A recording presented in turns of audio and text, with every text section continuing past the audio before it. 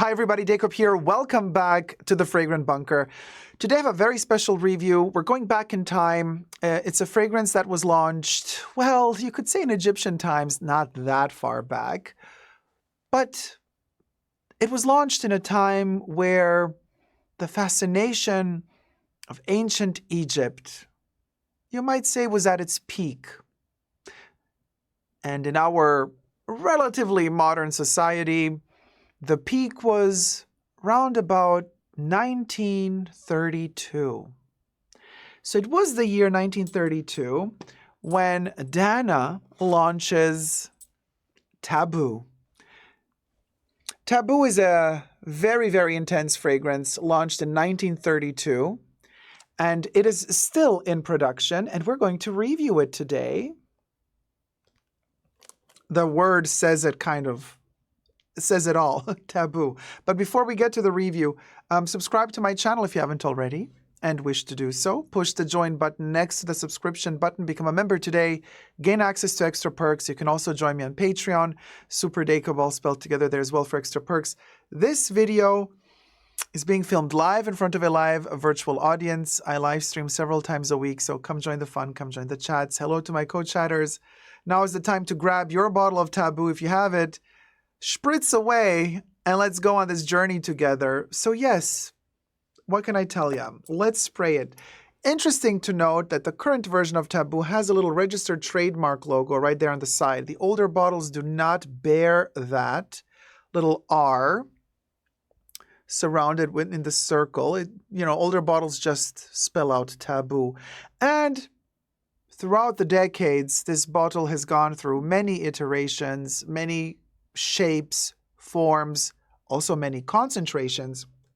The current one being an eau de cologne, the lightest version that you could get of this concentration. Although, some perfumes even go or used to go into eau de cologne light territories. There was a time when even Christian Dior's Poison, in the 80s and 90s, they went also, they were watering down the concentrations and they did an eau de cologne. And then after that, they also did an eau de cologne light. But that's a story for another day. Here we have eau de cologne. Taboo was also available as an extrait for a certain period of time. And like I said, many different bottle designs and shapes, collectibles.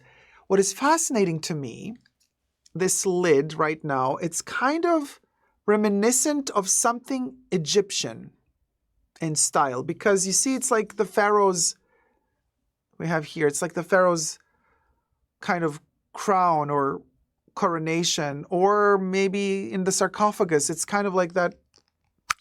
You lift it off.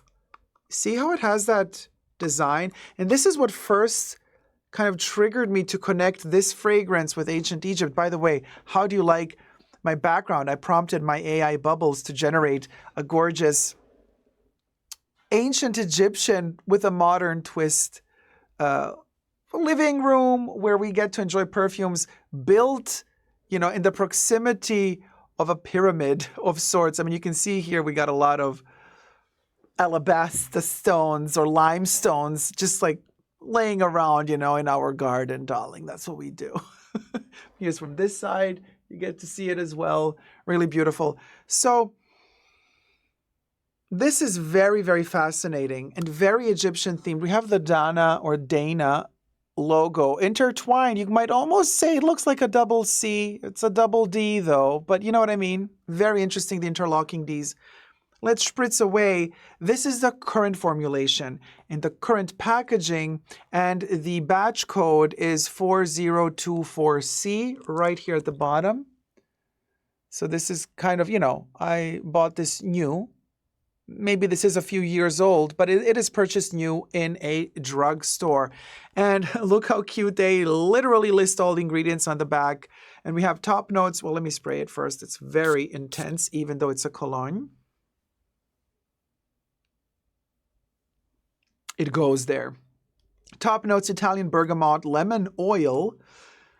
Middle notes, Bulgarian rose, ilang ilang, and jasmine absolu. Base notes, patchouli, oak moss, amber, and musk. And if we look into the ingredients, first of all, this little beauty is made in the US of A, not in France. right there. Made in USA. Which allows this fragrance to not abide fully by IFRA regulations, which you might say is bad. I say it's good for me personally. Thumb up this video if you're enjoying it. By the way, it also means a lot for the algorithm. And we do have, in fact, relatively mid-position in the ingredients tree moss extract. Now, tree moss is not the same as oak moss. It's the next best thing, but it's there. And we got the tree moss right there listed in the ingredients. So this is still, you know, as old school as it can get, considering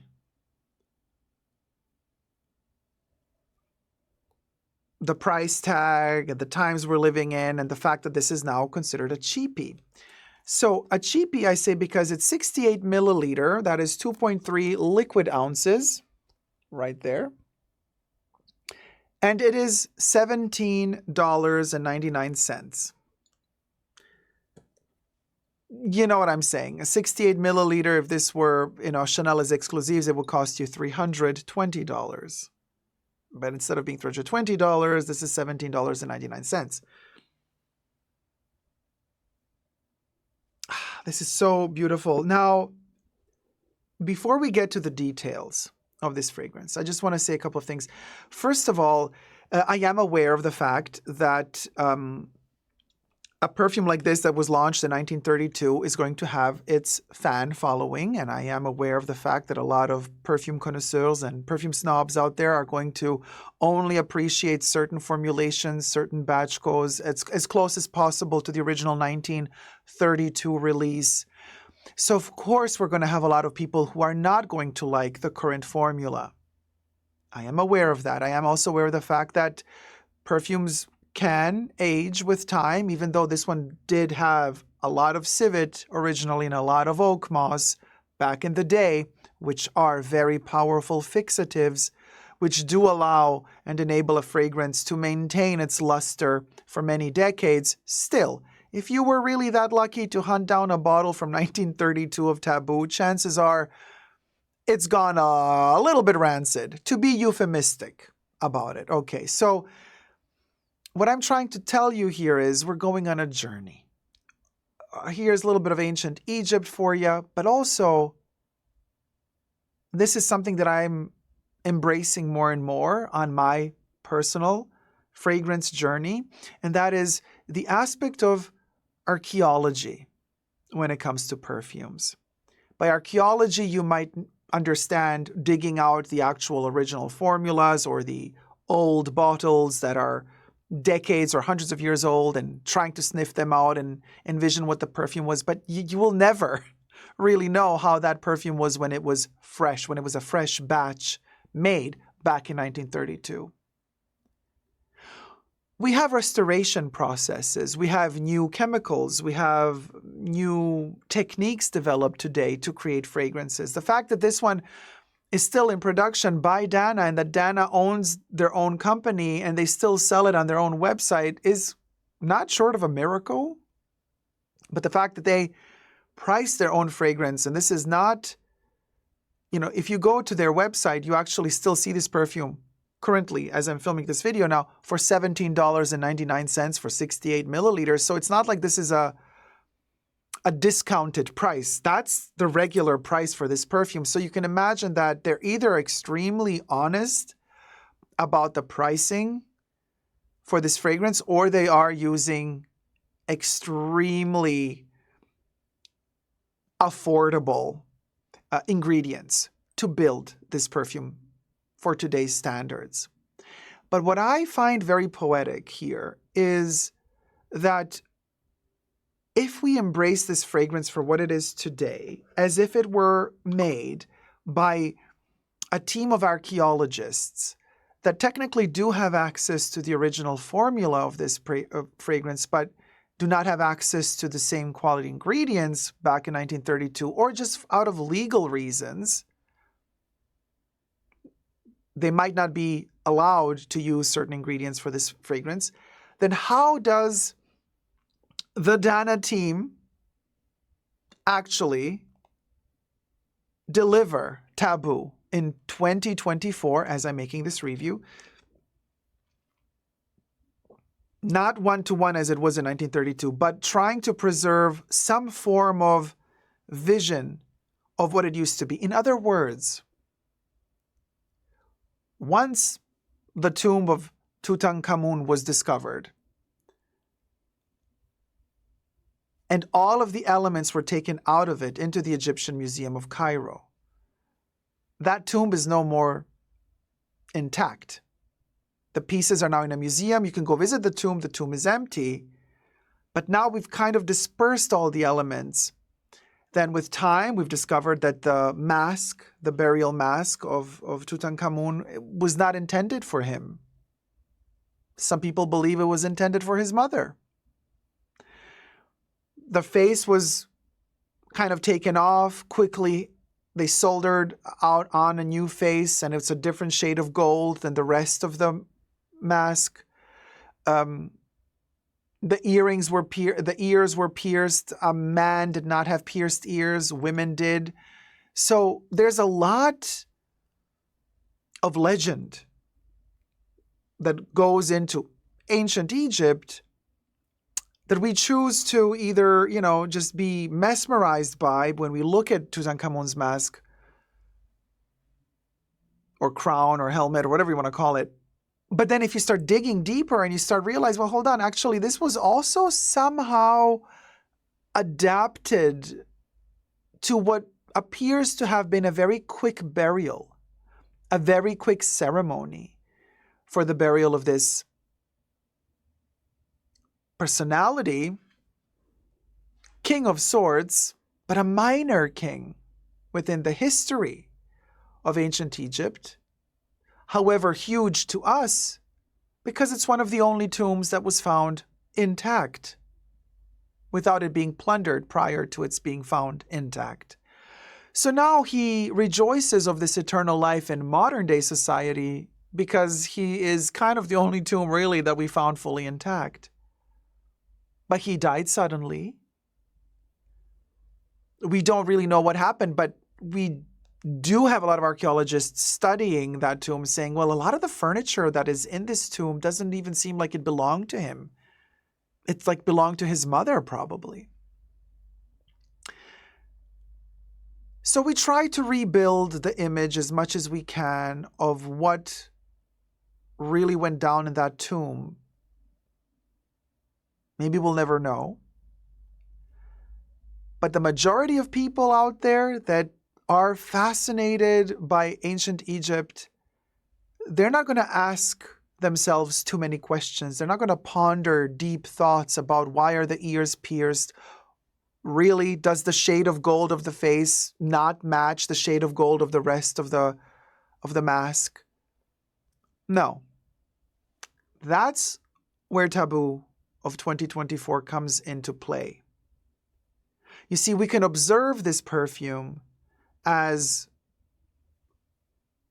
from a distance, from somebody who doesn't really know much about perfumes and just smells this and recognizes something that comes from our past. This does smell of the past, but without the technical knowledge of chemistry, but also without the technical knowledge of perfume history, and without having smelt this throughout the decades when the different formulations, we will never know, really truly, how Taboo smelled like in 1932. So what we have today is all we can go about if we are to analyze what our perfume archaeologists at the team that made this perfume, what they're up to. What is their rendition of Taboo? And also what we have to go on is a little bit of kind of socio-political context to understand this fragrance and the year of its launch, 1932, which coincidentally is also going to connect yet in another way with this Egyptian background that I'm using for this video. But first, let's read a little bit about the history from the website, from Dana's own website, the House of Dana or Dana. 1932. And I quote from their own website. The House of Dana was originally founded in Barcelona, Spain, in 1932 by Javier Serra, a former executive of the perfume house Miruja or Miruja. Serra's vision was to create brands that reflected originality and true beauty. He chose the name Dana for his business because it was short, good sounding, and in all languages, and could be easily tied to perfume and beauty. In Greek mythology, Danae, Danae, was a goddess of music and poetry, and the mother of Perseus and Zeus. She was said to have been a great beauty. Dana means success in the old and mysterious Basque language. White pearl in Arabic and Buddhism, and sweet awakening in Afghan culture. It is also an island in the Pacific where youth has no sunset. For the company's logo, Serra chose a dramatic Greek-inspired drawing of a woman's head by Spanish artist Mariano Andreu. And I do have, it's probably not going to show with the green screen here, but a little bit. You can see her, the green parts of her you cannot see. She has wings on her head and roses and flowers.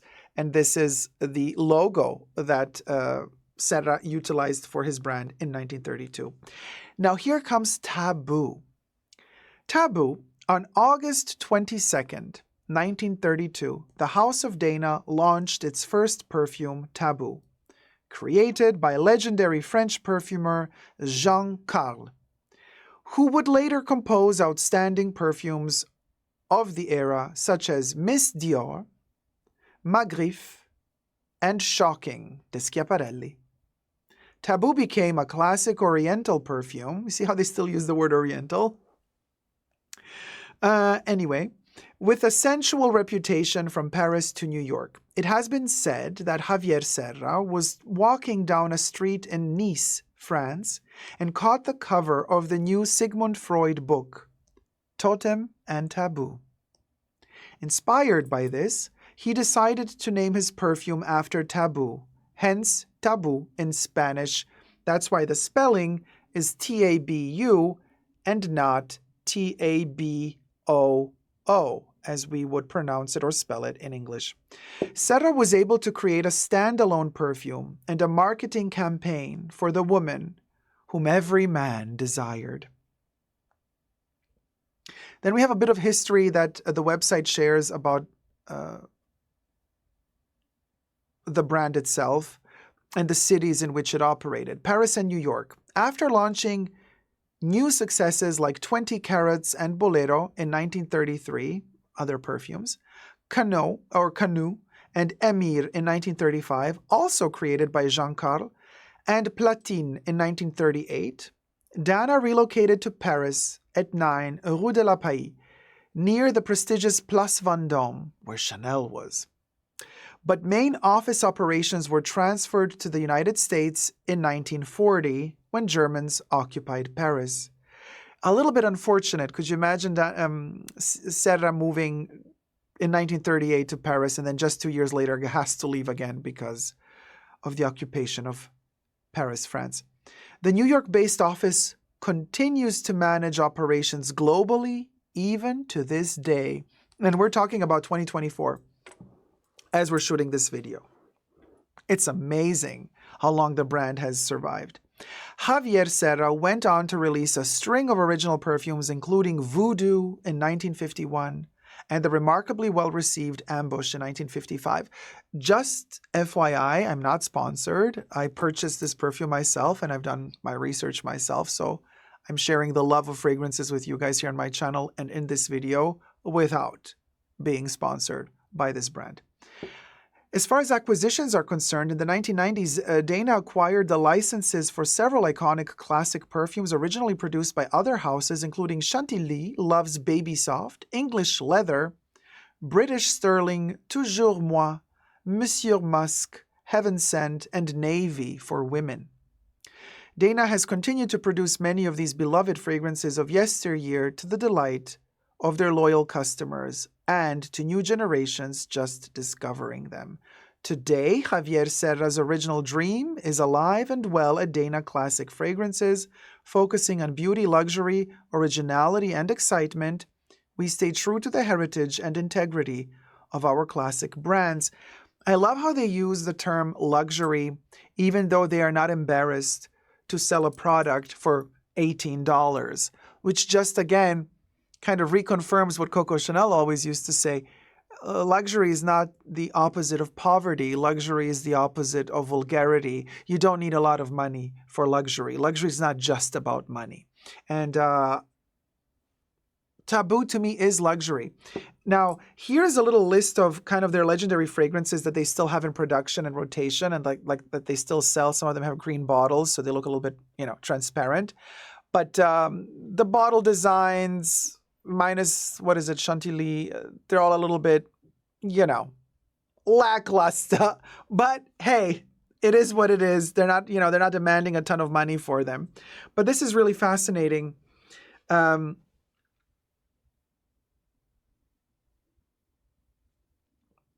The beautiful intensity of this perfume, even in its current state, is so suave and soft. I get a hint of kind of a cinnamony, clove, musky accord in the opening, which is very soothing, inviting, soft. It's like a soft, powdery bed to which one can lie on or lay on. I even have a mummy mug for the occasion, while I sip on some antique black tea. Everything is connected today. I was thinking for the review of this fragrance, I was waiting for an epiphany. And while I did read that Serra was inspired by allegedly inspired by Freud's book to name this perfume Voodoo, I have kind of come to a different conclusion.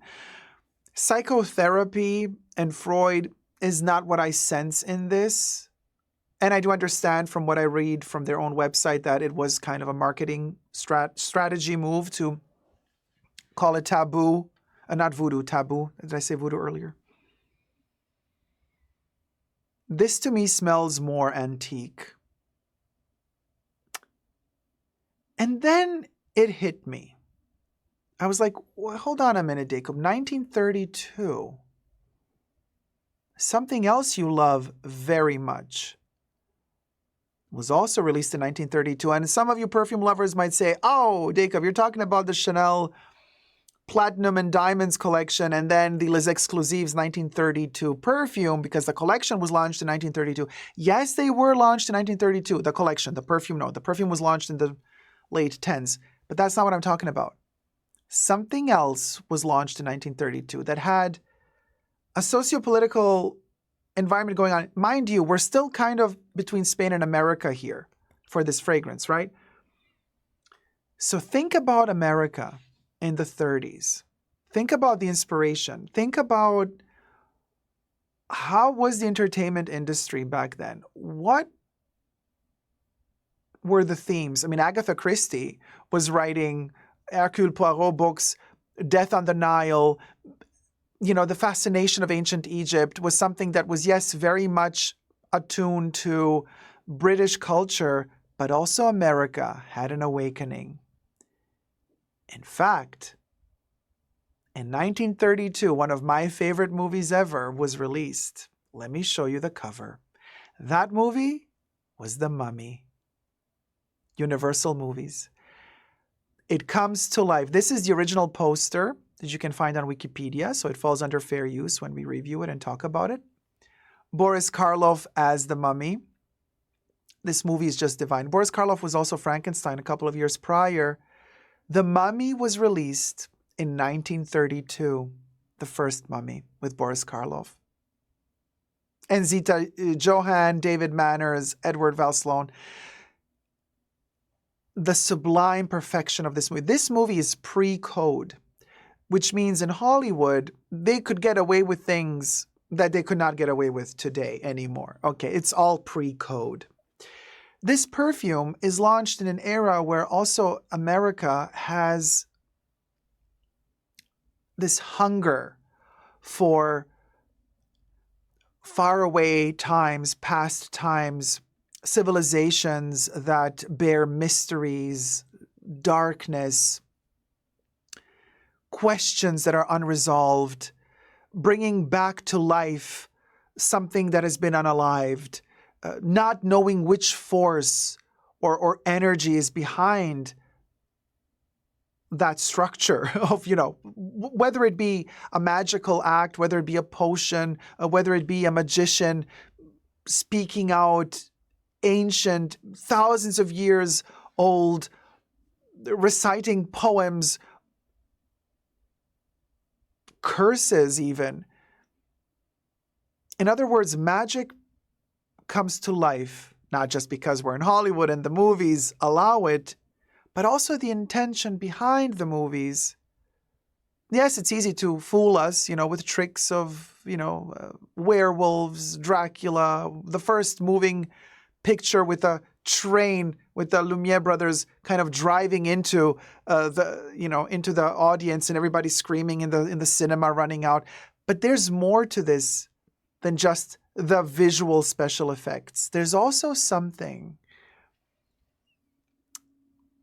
an undercurrent vibe in the society of the time, and that is a nostalgia of something that people were feeling was lost. They didn't know quite well what that was, but there was a nostalgia towards reconquering something that we lost a long time ago.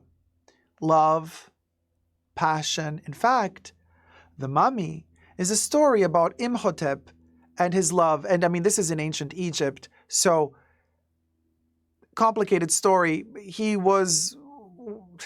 worked for the pharaoh. He was in love with this lady. She passed away. He was a magician, the court magician, if you may. He brings her back to life, even though he's not allowed to. Bringing her back to life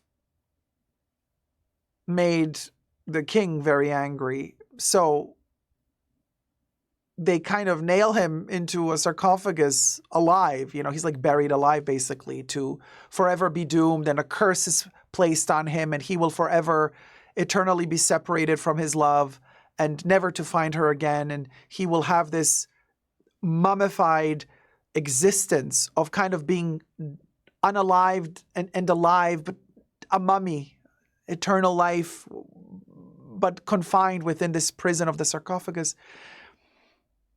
But the curse in this movie is also kind of, it's a love story. So Imhotep is waiting for the right moment, for somebody to recite the magical words or the scripture to bring him back to life. And in the movie, he is brought back to life, even though the people that bring him back to life are not sure what they really did. Almost like by coincidence. Some archaeologists that are a little bit too greedy, a little bit too curious, did a little bit something that they weren't supposed to do, and Imhotep comes back to life. All he ever dreams of in his existence or dream state existence is to find his love again. And it is so poetic that we see Boris Karloff wrapped as a mummy in the movie, just a couple of seconds. He doesn't care about the guy who woke him up. He doesn't, kill the guy. He just leaves the room. The second he's awake, after thousands of years of sleep, the first thing he does is to start looking for his love. And then he transforms, becomes more human-like, the bandages are gone, and he turns into an Egyptian archaeologist, scientist, something, and it's still Boris Karloff, but now in his normal human resemblance, and he finds the reincarnation of his long-lost love. That is portrayed by the lovely Zita Johann. She's gorgeous in the movie. It's a love story. Through, thousands of years, he never stops dreaming about her, waiting for her, hoping that she will be back, hoping that he will find her again, hoping that their paths will cross one day again. He's basically breaking all of the laws all of the moral codes, religious codes that we know in 1932. You do not bring back the dead. That is blasphemous. That is some dark magic. That is something to do with Satan and stuff like that. In other words, what he is doing is a taboo. It's forbidden. It is completely taboo to bring somebody back from the dead. Not a coincidence that this perfume is called Taboo exactly in the year when this incredible movie is released, and that the bottle still today looks like an artifact that comes from some Egyptian tomb. Yes, it's in plastic and glass, and these are materials. They did have glass in ancient Egypt, but they did not have plastic. But it is very clearly to me a design that recalls that 1930s aesthetic that the Occidental world had for ancient Egypt. And the smell resuscitates memory. In other words, this perfume is Imhotep. This perfume, as we smell it, beautiful sprayer, brings memories back to life. It resuscitates vibrant memories of times long gone. Some memories are even from past lives. You couldn't have possibly experienced certain memories if you're the age you are today, but the memory feels like it's 200 years old. That cinnamon, that spice, that clove. Clove in many different countries and many different societies and cultures, also religions, has powerful meaning. Witches would use also cloves to awaken the senses, bring back memory, heal. But how do we ultimately heal? We only truly heal when we are whole, but we are only whole when we are together with our loved one. Once you found your soulmate, you have been healed. This perfume smells to me of longing. Oh man, I get goosebumps. It's not an easy one to love, especially in its reformulated state. You might say it smells a little bit, aroma chemicals. It doesn't matter. Analyze the archaeology and the idea behind this perfume, and then it all just clicks and makes sense. It's longing for something. It's longing for completion. It's longing for unity, to be whole again. I love this movie so much. By the way, this poster, if somebody has the original, I think it goes for $1 million. Of course, they've replicated the poster, but the original poster from 1932, the first poster, I've done my research, $1 million. But I've loved the Mummy, love Boris Karloff, so I have my own collection of memorabilia. I'm going to show you some pictures here. I got the Mummy toys, I got the Mummy sets, and I've done some photos to depict this perfume. Let me show you the next picture that I have prepared for you right here. So this is the box of the black and white version of the Mummy by NECA Toys. It comes to life. Karloff, the Uncanny, the Mummy, the Ultimate Mummy. These are original designs from the 30s. Look at that intensity. You don't get this magic today for launch of a movie. You do not get this magic. You just don't. But there are archaeologists out there. And archaeologists in pop culture, yes, there are. some archaeologists in pop culture, it's not like archaeologists only exist in terms of let me dig out the dusty, craters of some place and let me find antique civilizations. No, we are already there. In our society, we're already talking about archaeologists in pop culture, like the people who are bringing back Taboo, even though this is not thousands of years old. And then we also have people like at NECA Toys who are bringing back the original posters, the toys, as detailed as possibly detailable to depict the original characters from the movies. That, to me, is a labor of archaeological love in the sense of pop culture. So from that perspective, this perfume is perfection. It can never be the original 1932 Taboo, just like this box of this toy can never be the original poster of the 1932 movie, but it delivers a memory. Memory is all we have to go by as a society when it comes to evolution. And the more we manage to pass on memory from generation to generation, and the more we stand a chance at actually surviving ourselves. Next picture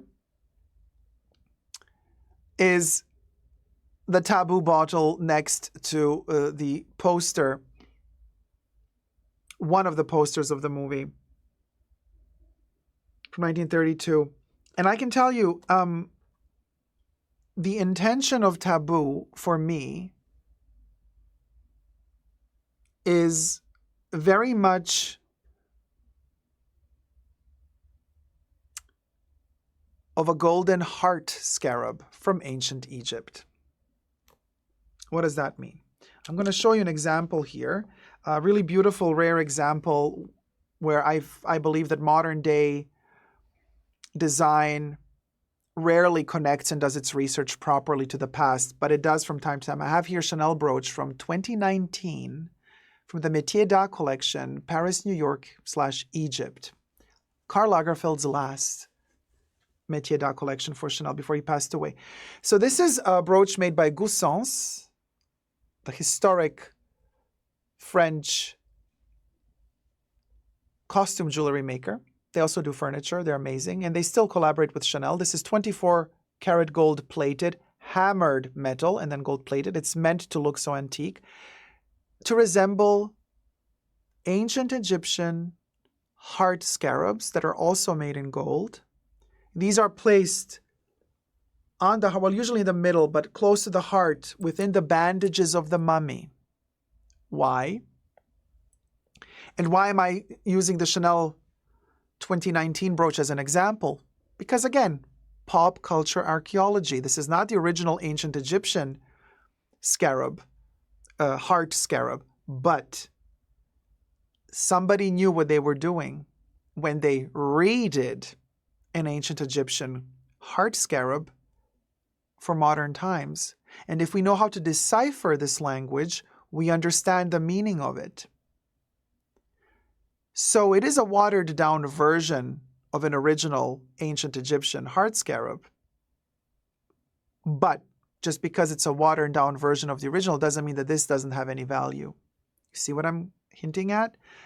Same with this perfume. Same with Taboo.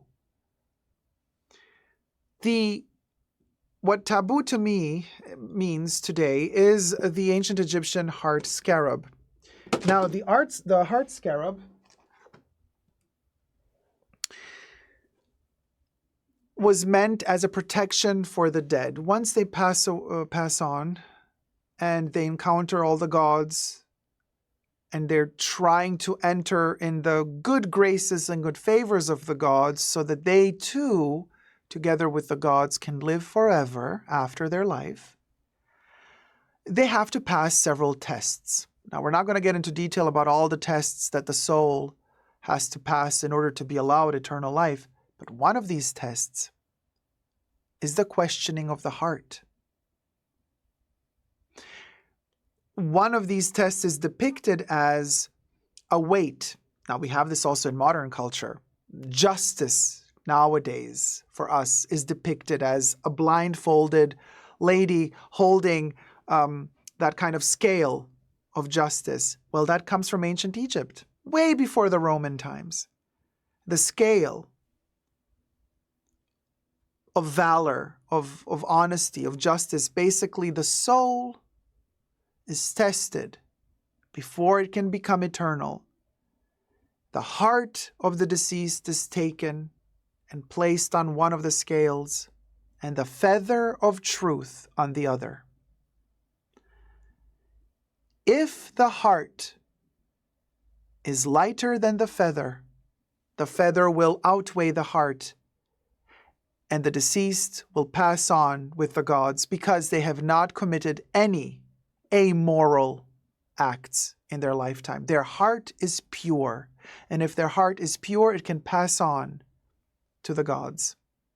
If, however, the heart is heavier than the feather, then your soul and your body shall be eaten by one of these beastly-looking gods that are there to just kind of devour whoever has not led an honest and just life. But the heart is after that placed on another trial. It is then being questioned by the gods. The soul of the deceased is asked very precise questions. And ancient Egyptians have thought about everything to protect you from not making any mistakes, just to be sure and ensure that you have the passage towards eternal life. So here is where taboo comes to play. The scarab, the heart scarab, the back of the heart scarab, and look what they did at Chanel. They really knew what they were doing. The back of the heart scarab has hieroglyphs or hieroglyphics etched into it. This is a prayer. It's a prayer, also a lullaby, you could say, or a poem, to keep the heart shut.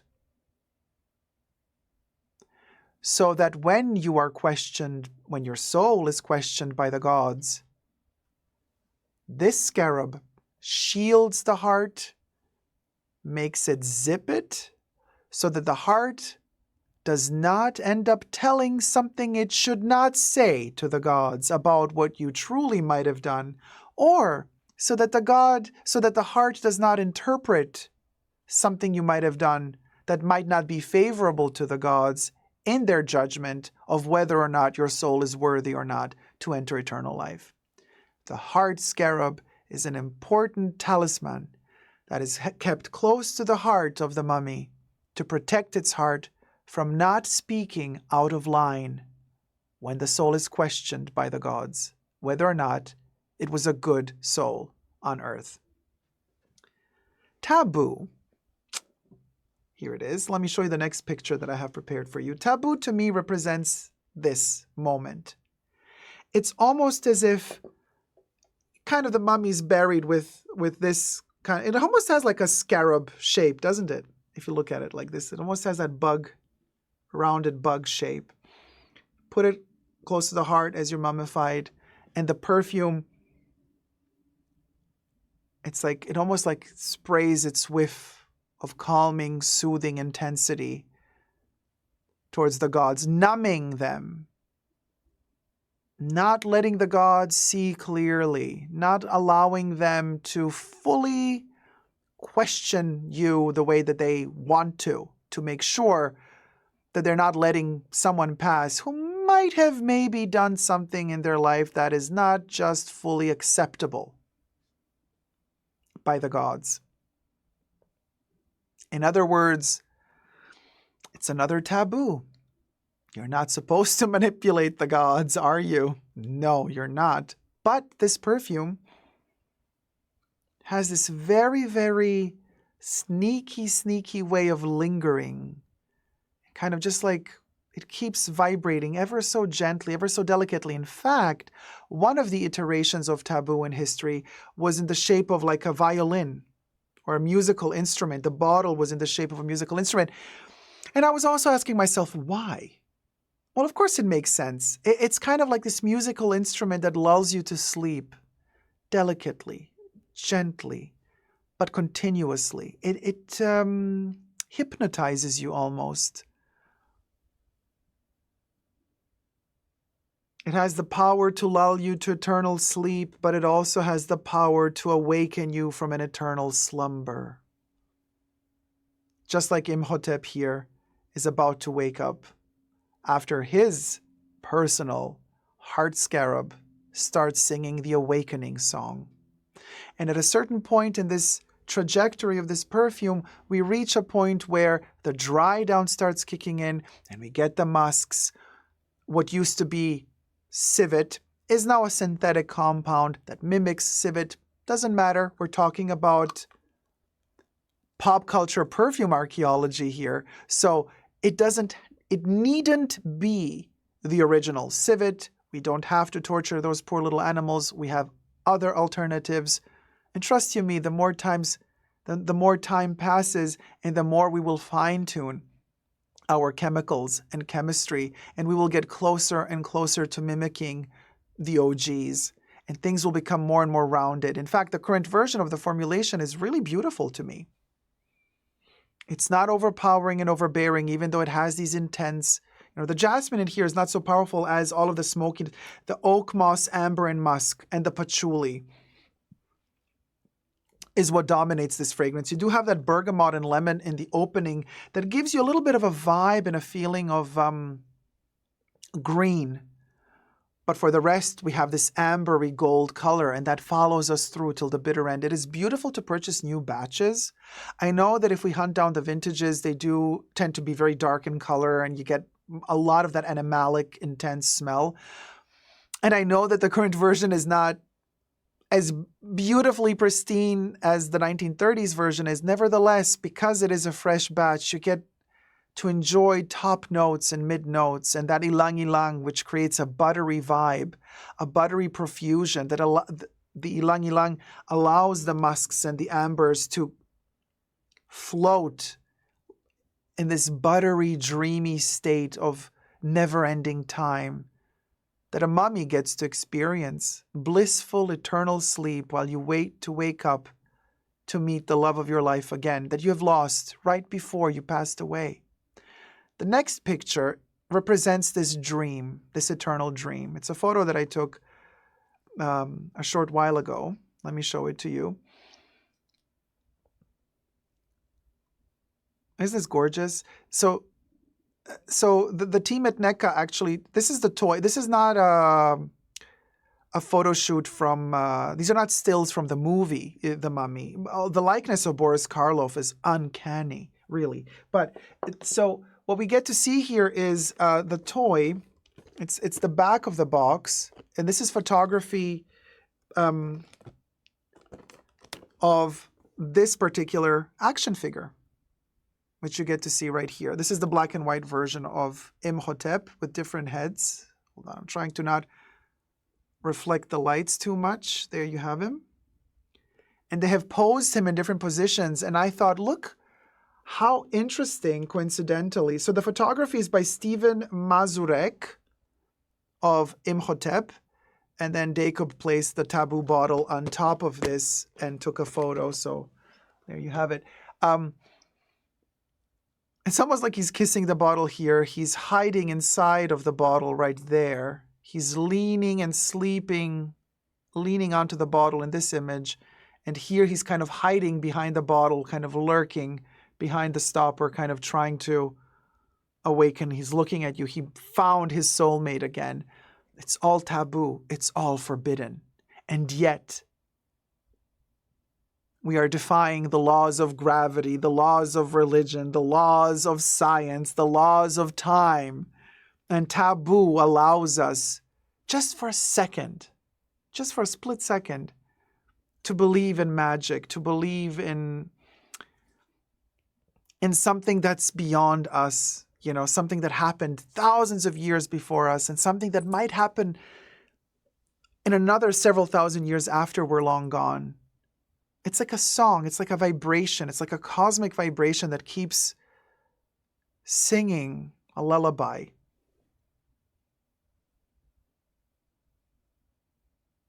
It's very to the point. It's very precise. It's hidden, but then it's very visible. It's hidden in a way because today in pop culture, for the people who do remember Taboo, they either say my grandmother wore it, my mother wore it.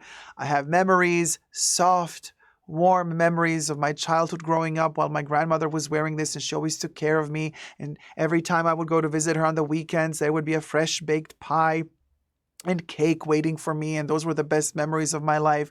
And when she passed away, there was a bottle of Taboo on her vanity, and still to this day, whenever I see that bottle, it brings me to tears. Whenever I smell a little bit of the perfume, it brings back all of those memories. So the love that we lose isn't necessarily the love of our life in terms of boyfriend, girlfriend, wife, husband, but maybe your soulmate is your grandma. Things are contextualized differently. It's not all about sexuality, obviously. It's more about emotions and intent, vibration. The truth, ultimately, is the biggest taboo. When you reach the truth and you live your truth, you're breaking all the rules.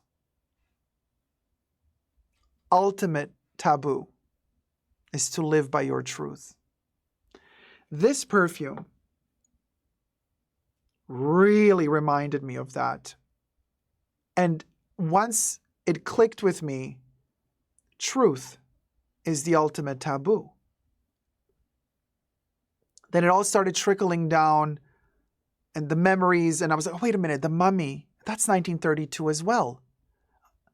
And then the whole, the scarab, the hard scarab, ancient Egypt, Tutankhamun, right? The mask that isn't really functioning for that particular person, digging out the grave.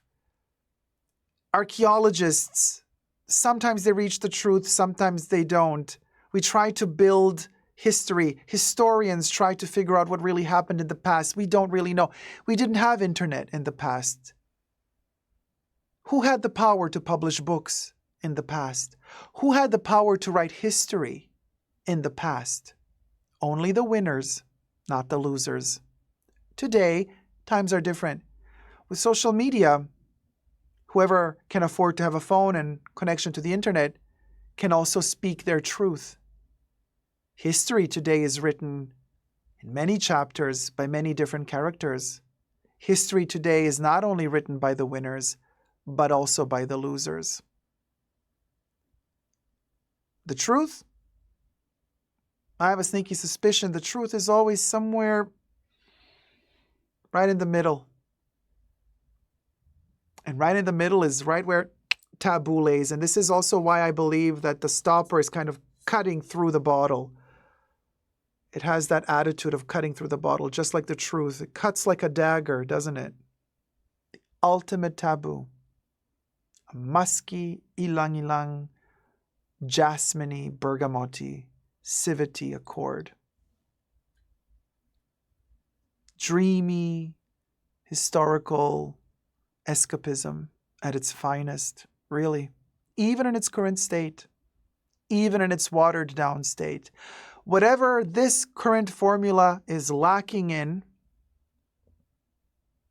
is what your imagination can add to fulfill the gaps. To add that gold into the cuts, into the cracks of that ceramic pot. But that's another cultural phenomenon of another culture. Now we're going to Japan as well, so we're not going to touch base on that today. But that's what taboo is for me.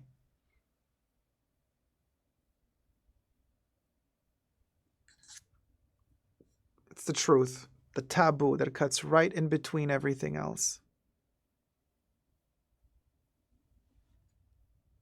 Are you ready to live your truth? Let me know down below. Thank you so much for watching. If you've enjoyed this video, thumb it up. Subscribe to my channel. And never give up on love. No matter how long it takes to find it, never give up. Imhotep didn't, so why should you? Take care. Bye.